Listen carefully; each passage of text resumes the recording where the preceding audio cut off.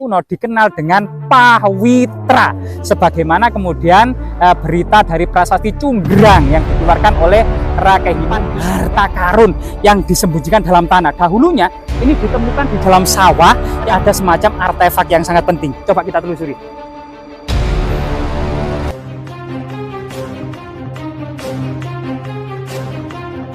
Ya pemirsa, saat ini kita tepat berada di lereng barat Gunung Penanggungan. Jika kita lihat ya, di lereng barat Gunung Penanggungan itu ternyata ratusan candi.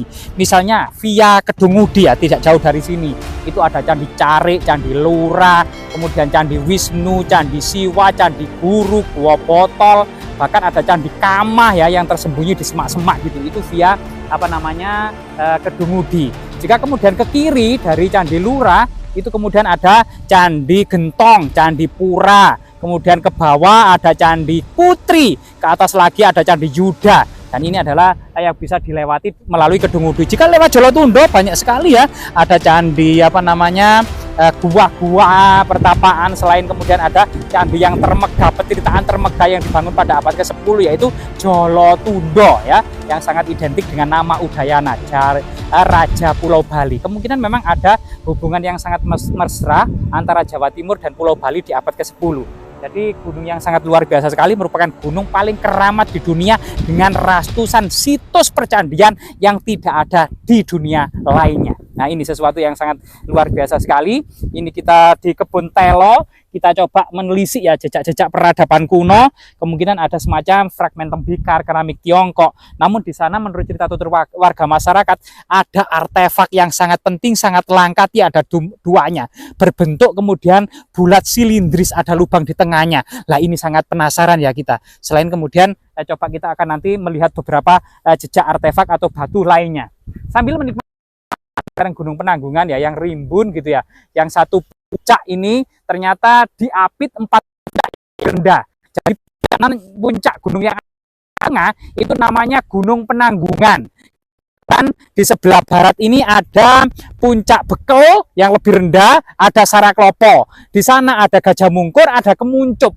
Jadi Gunung Penanggungan ini dikenal dengan pada masa kuno adalah Pancawalikrama, gunung suci berbentuk mandala secara alami. Satu puncak di tengah dikelilingi 4 puncak yang lebih rendah di keempat penjuru arah mata angin, serta puncak-puncak kecil lainnya seperti ini. Puncak-puncak kecil seperti ini ya. Ada puncak Bende yang ada di sana, ada puncak Jambe gitu ya, dan puncak-puncak lainnya ya. Nah, di sini kemudian Gunung Penanggungan ini sesuatu gunung unik, tidak terlalu tinggi, cuma 1600-an mdpl, sehingga sangat terjangkau dan pernah menjadi pusat peradaban akademi era kerajaan Majapahit. Nah ini, jadi kita menelusuri galengan atau pematang sawah ini ya. Kita coba melihat badai keindahan lereng Gunung Penanggungan. Meskipun di puncak kemarau ini ketelah tumbuh subur, sereh tumbuh subur, jagung tumbuh subur. Konon katanya di tengah ladang jagung ini ada artefak yang sangat penting. Mari kita telusuri dan kita tidak banyak ngomong, melainkan kita mulai berjalan-jalan. Lah ini.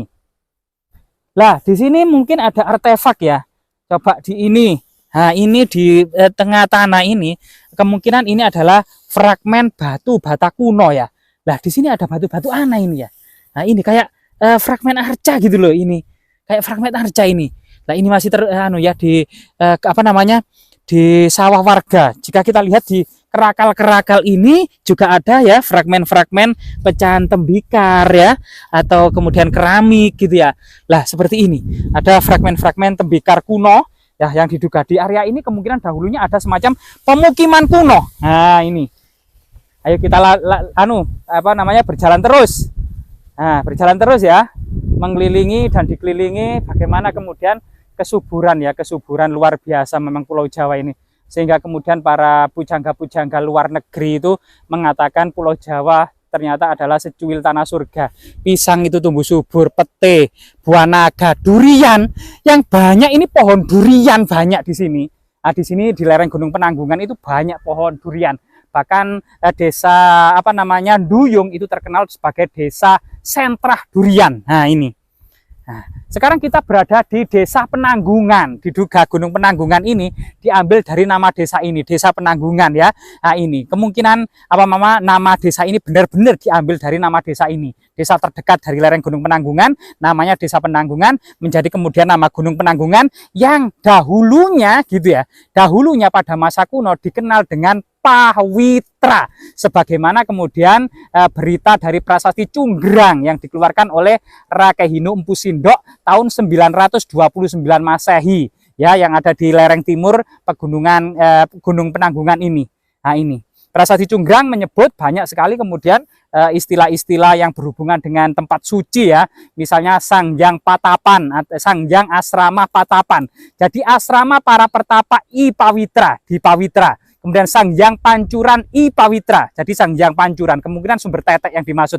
Dan Sangjang Prasada I Singlunglung, atau sebuah candi tempat pendarmaan ya dari mertua dari Empu Sendok, atau kemudian orang tua dari para Meswari Rakemangibil Diakebi gitu ya. Diawardhani juga namanya. Jadi namanya itu panjang sekali.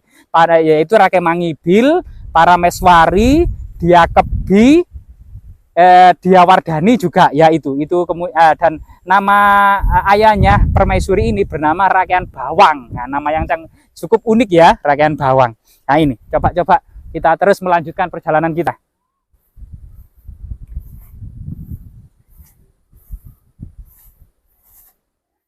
Sedangkan prasasti Pucangan yang dibawa oleh Thomas Stamford Raffles yang dipindah kemudian ke Kalkuta ya, yang dipersembahkan untuk Lord Minto pada masa ketika Inggris menduduki Pulau Jawa antara tahun 1811 sampai 1816, telah kemudian dibawa dari Gunung Penanggungan ini, sebuah prasasti yang memuat silsilah dan latar belakang Raja Airlangga, mulai dari Empu Sindok sampai Airlangga, serta raja-raja berikutnya seperti Sri Isana, Makuta Wangsawardhana, Dharma Wangsa Teguh, sampai kemudian Airlangga. Dan prasasti ini sampai saat ini terdampar di Kalkuta ya. Semoga kemudian pemerintah segera kemudian bisa mengembalikan prasasti Pucangan untuk kemudian tetap atau dibuatkan gitu ya semacam replikanya. Prasasti Pucangan ini dahulu ditemukan di lokasi Gunung Penanggungan di sebelah mana? Karena menyebut istilah Gunung Pucangan, Gunung Pugawat, termasuk Gunung Pawitra. Nah, ini yang ada di sekitar ini ya. Nah, ini kemudian dekat dengan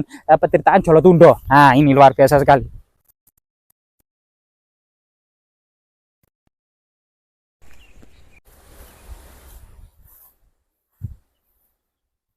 Lah, teman-teman, kayaknya kita itu menemukan arca atau bukan ya? Lah, ini teman-teman, kayak arca kumbang. Hah, ini. Lah, ini arca kumbang apa ya? Atau kemudian fosil gitu ya? Atau hanya seperti batu basal? Tapi ini mirip arca. Ini salah satu kemudian potensi ya batu-batuan yang unik yang ada di area ini. Kemungkinan tinggalan kuno atau kemungkinan tinggalan masa purba gitu ya, kita kembalikan ya. Ini sangat indah sekali, mirip arca teman-teman, arca kumbang gitu ya. Nah, ini coba kita lanjutkan perjalanan.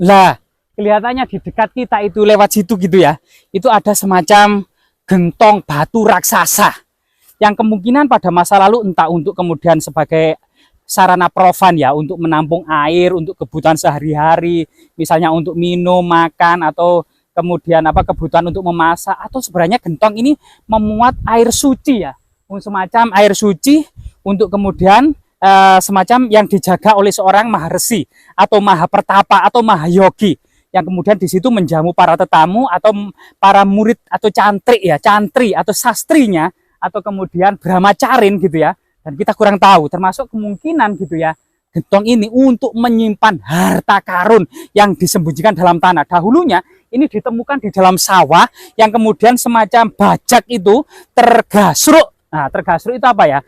Bajak itu mata bajaknya itu tersenggol. Ternyata kemudian ada semacam artefak yang sangat penting. Coba kita telusuri.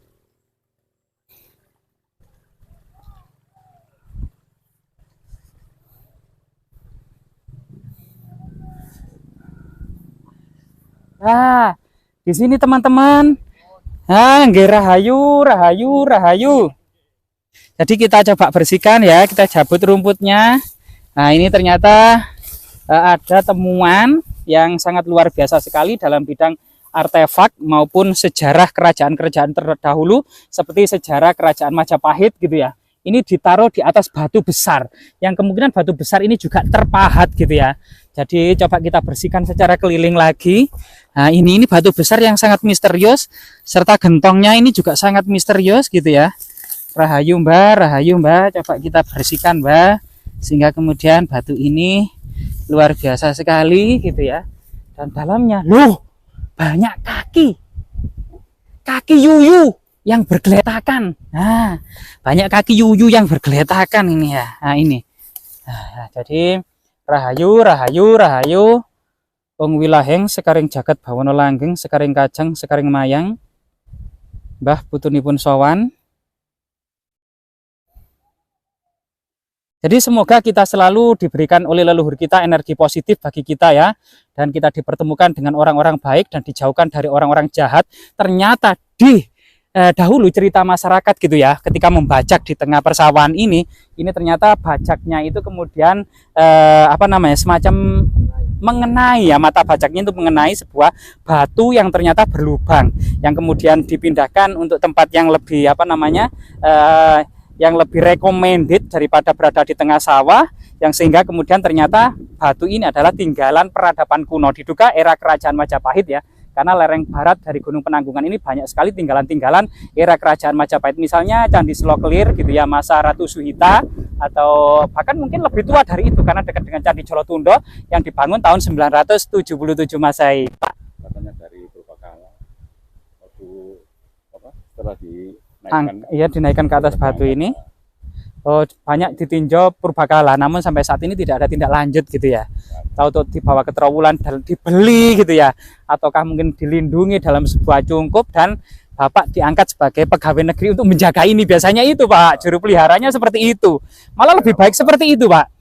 Seharusnya memang pemilik lahan seperti ini ketika menemukan benda-benda cagar budaya gitu ya, itu apalagi kemudian diangkat ya sebagai kemudian juru pelihara untuk merawat situs-situs yang bersejarah ini, karena memang ini in situ, artinya ditemukan di lokasi ini, kemungkinan sangat berhubungan dengan sejarah peradaban lereng Gunung Penanggungan ini, termasuk asal usul dari desa Penanggungan ini ya. Nah ini sangat luar biasa sekali. Bahkan Bapak ini berinisiatif untuk menjual loh. Ditawarkan berapa Pak kira-kira? Berapa? Ratusan apa ya? Apa ratusan ribu apa ya? Maksudnya ratusan juta, jutaan apa? Ini kan apa? Dulu kan seperti gentong itu kan. Oh ya, ada bibir gentongnya. Kena cangkul, kena brojol. Oh, cuil. Nah, cuil. Oh, dahulu diduga ada bibirnya. Persis gentong ini. Iya, karena ini cuil-cuil kena cangkul, kena bajak, ini jejak yang melingkar Pak ya. Nah ini luar biasa Pak. Ya. Jadi ini adalah cerita-cerita awal. Sekitar tahun berapa Pak ya ditemukan Pak? Kurang mbak dulu sudah ada. Oh sudah ada tapi di dalam tanah. Terus karena kegasruk terus atau kecangkul, berinisiatif mengangkat. Oh. Namanya sawah gentong ini Pak ya. Luar biasa Pak ini. Ada gentongnya ini Pak ya. Iya ya Pak.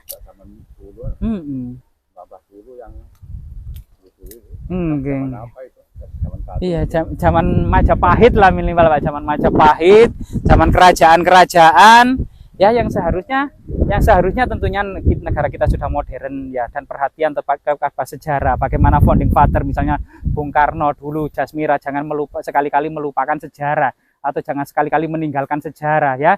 Sejarah itu sangat penting sekali, dan tentunya pihak yang terkait ada inisiatif atau kemudian desa yang terkait, misalnya kepala desa membuat laporan untuk diserahkan ke Dinas Pariwisata, gitu, agar kemudian ini diperhatikan dalam sebuah cungkup dan pemilik lahannya diberikan intensif bulanan sebagai inisiatif ya, kesadaran dari kita semua dan pemerintah untuk menjaga aset-aset budaya kita, sehingga kemudian gentong ini tetap menjadi sebuah warisan budaya. Apalagi nama sawah ini adalah sawah gentong. Lah ini sudah seharusnya seperti itulah. Kita sudah modern dan tentu banyak sekali kemudian alokasi-alokasi yang tentunya kita juga positive thinking kepada Balai Pelestari Kebudayaan, karena di Mojokerto itu banyak sekali ya yang penemuan, sehingga kemudian data yang masuk itu sangat banyak sekali, dan di sini ada semacam prioritas-prioritas yang didahulukan. Namun memang kalau gentong ini memang tidak terus kita ekspos, kita publikasi gitu ya. Yang dahulu tentunya misalnya pada zaman Pak Wicak gitu ya, sering ke sini untuk meninjau gentang, mendata gentong ini gitu ya, dan bagaimana kemudian kedepannya gentong ini diperlakukan seperti apa. Nah, menurut kemudian alurnya adalah seperti itu ya gitu. Jadi gentong ini harus ada kemudian perhatian, dan tentunya dibuatkan cungkup menjadi situs budaya, dan kemudian pemilik lahannya ada semacam diangkat sebagai juru pelihara atau jupelnya. Ada kemudian perhatian tiap bulan. Ini adalah harapan kita semuanya, semoga bermanfaat.